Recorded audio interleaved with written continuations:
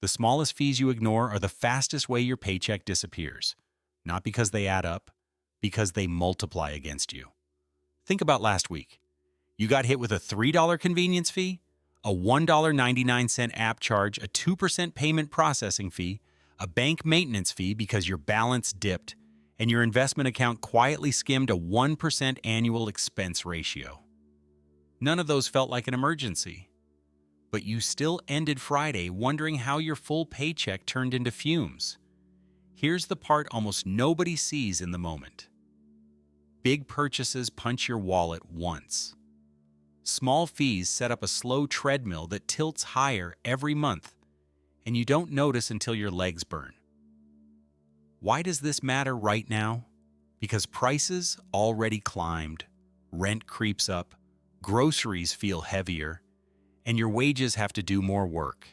Every silent fee is a second tax on top of that. You pay it with post-tax dollars at the register, and you pay it again when your savings and investments grow slower forever. This is why your card balance keeps hovering even when you stop buying big stuff.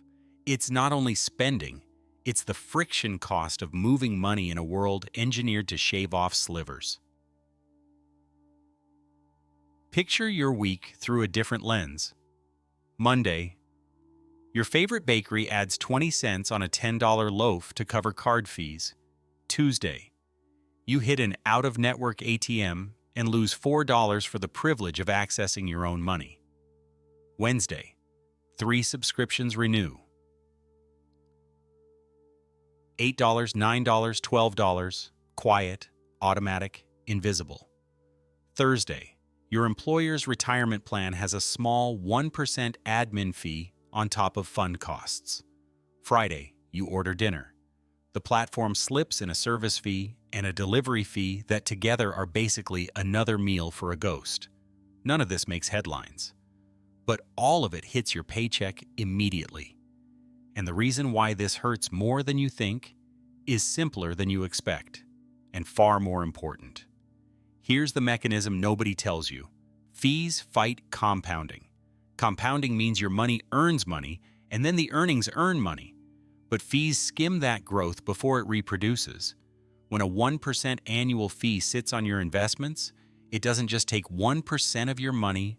Once it takes 1% of your growing base every year, forever, which erases years of future growth you never get to see. Let's make it tangible. Say you invest $300 a month for 30 years and earn around 7%. That grows to roughly $340,000. Now subtract a 1% fee. Your effective growth becomes 6%, and your end number lands closer to $280,000. That small 1% costs you about $60,000. That's not a latte. That's a car. That's a down payment.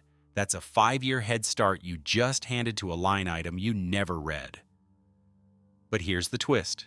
Percentage-based fees hide better than flat fees because they scale with your good behavior. The more consistent you are with saving and buying, the more they take. Your favorite payment app charges around 2 to 3%, plus a small fixed fee per transaction to the merchant. You think that's not your problem? It is.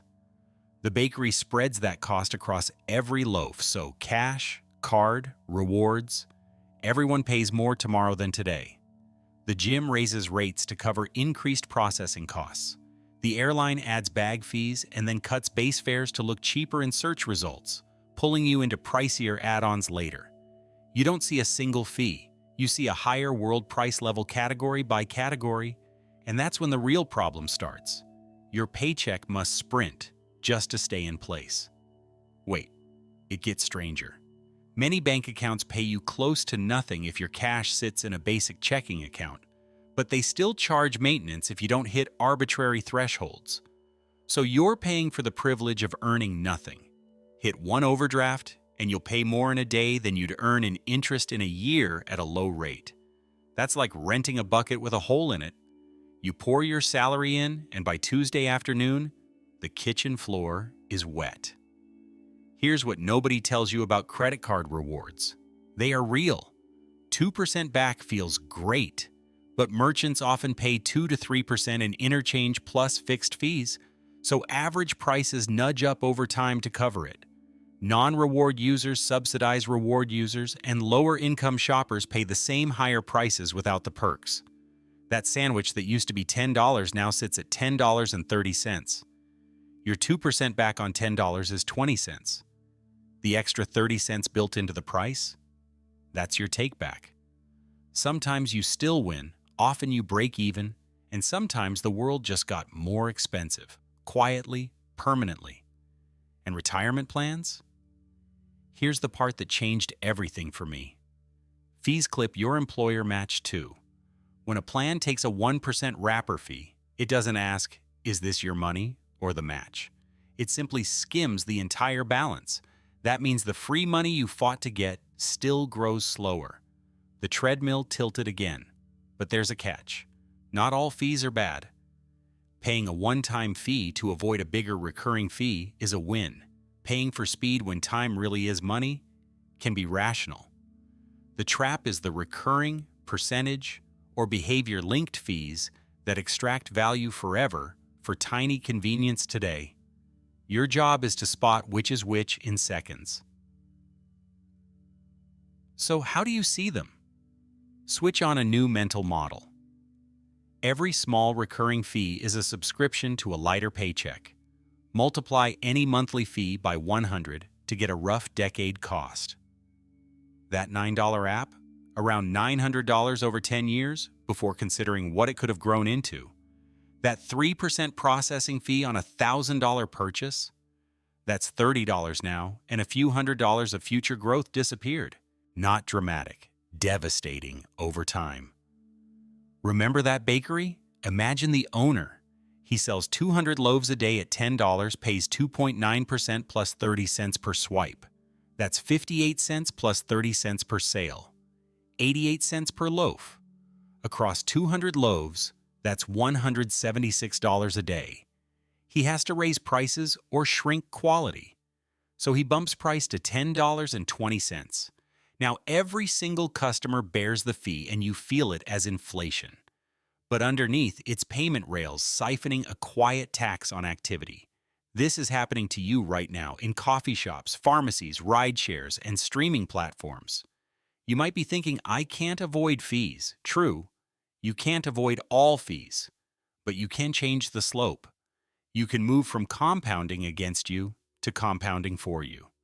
Start where the leaks are loudest. If your bank charges a monthly maintenance fee, that's a red flag. There are banks and credit unions with zero monthly fees, zero minimums, and large ATM networks. Switch. If your account pays nothing, move excess cash to a high-yield savings account connected to your checking. Transfers take seconds, and the difference over a year is real rent money. And this is where things get interesting. Investment fees are the stealthiest drain, and also the easiest win. If your 401k menus include funds with expense ratios over 0.5%, you are overpaying. Low-cost index funds often charge near 0.05%. On a $50,000 balance, that's the difference between $250 a year and $25 a year. Over decades, that gap becomes a vacation home or the power to retire earlier without cutting your lifestyle. If your employer plan is expensive and doesn't offer low-cost options, consider maximizing the match and doing additional investing in an IRA with low-cost funds. Same dollars, different gravity. But here's the twist that flips the script. Automate your defense. Set a recurring calendar reminder on the first of each month. Fee sweep. Scroll your statements for the last 30 days. Anything you don't recognize twice in a row, gone. Anything you barely use, move to annual billing at a discount or cancel entirely. Anything you can replace with a no-fee version, switch. 10 minutes. High yield. Tackle ATM fees with a simple rule. Never pay to access your own money. Use your bank's app to find in-network machines, get cash back with purchases when it's free, or switch to an account that reimburses fees. For travel, Preload a separate no foreign transaction fee card so a 2 or 3% skim doesn't turn your vacation into a slow bleed. And remember pricing psychology. Companies bury fees in behavior because they know you anchor on the headline, so you anchor differently. When you see an $8 monthly charge, immediately translate to $100 a year, $1,000 over a decade. When a service offers only 2.9%, translate to my paycheck loses $3 out of every 100 every time I use this. When an advisor quotes 1% of assets each year, translate to $60,000 over 30 years on a modest plan. If the promised value doesn't clear that bar cleanly, politely walk. Objection time. But I get perks, miles, points. Great. Treat them like coupons, not a business model. If rewards push you to use the more expensive route or buy more often, the perk just rented space in your head. Keep the card if you pay in full, and the math works net of higher prices and fees. Otherwise, go where the friction is cheapest, not where the confetti looks prettiest. One more layer. Fees hit harder when you earn less because they're a bigger slice of your cash flow. A $5 fee on a $50 tank is 10% of your outlay. The same fee barely registers for someone filling a $90 tank. That's why this is about more than optimization. It's about fairness you build for yourself by opting out, pushing back, and choosing structures that respect your effort. So here's your quick playbook. Run a 1% rule for anything that touches your investments. If the all-in annual fee is over 1%, stop and demand value or find an alternative. Run a 100 times rule for subscriptions. Monthly price times 100 is your 10-year hit if that number doesn't feel worth it. Even after imagining future you, cancel. Run a 30-second negotiation script for bank fees. I'm seeing a monthly fee on my account. I'd like it waived and to switch to your no-fee option today, or it'll move my business. You would be shocked how often that works. And run a no double fee rule. Never pay a processing fee on top of a convenience you didn't need. If picking up saves the service fee, pick it up. If ACH is free and the card isn't, ACH it. Now zoom out. You're not being petty. You're being precise. These moves don't just save you nickels. They increase your savings rate, which changes your compounding slope, which changes your timeline to choices that actually matter. Quitting a bad job, taking a sabbatical, saying yes to an opportunity. Small fees eat your paycheck faster because they reduce the fuel in two places at once, at the moment you pay and in the growth you never see. Remember that opening treadmill? Tilt it back, flatten it, turn it into a moving walkway in your direction. Your money now compounds for you, not for fee collectors. Prices still move, life still happens, but you're no longer bleeding by 1,000 cuts you can't see. You're holding the magnifying glass, not the mop. Here's the final shift. Start treating every fee like a question, not a default. What is this buying me? Is there a no-fee path that gets me 90% of the value? Will this fee still feel smart in 10 years? If the answer is no, cancel, switch, or negotiate. If the answer is yes, pay it gladly. Because you chose it with open eyes, not because a system quietly trained you to ignore it. You just learned why small fees aren't small, why they eat your paycheck faster than big purchases, and how to stop the silent tax. That's not penny pinching, that's power. Fill the holes, raise the yield, and make your future self the biggest fee collector in your life, the one who charges the world interest for the privilege of you showing up.